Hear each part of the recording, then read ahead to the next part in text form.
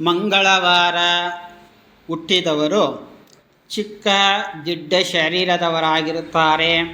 ಅತಿ ಗೌರವ ವರ್ಣದವನು, ಅಗಲವಾದ ಎದೆ, ಒಳ್ಳೆಯ ಬುದ್ಧಿವಂತ, ಶೂರನು, ಸುಬುದ್ಧಿಯಾತ.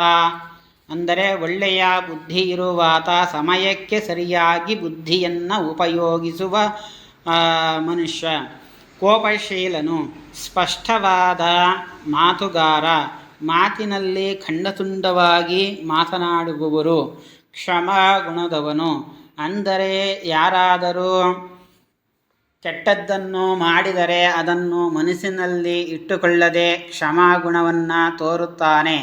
ಕ್ಷತ್ರಿಯರ ಪ್ರವೃತ್ತಿ, ಇವನು ಹೋರಾಟದ ಮನೋಭಾವವನ್ನು ಹೊಂದಿರುತ್ತಾನೆ. ಕ್ಷತ್ರಿಯರಂತೆ ಸದಾ ಹೋರಾಡುವ ಮನೋಭಾವ ಇವರದ್ದಾಗಿರುತ್ತದೆ ಎಂದು ಜಾತಕ ಫಲಸಾರೋದ್ಧಾರ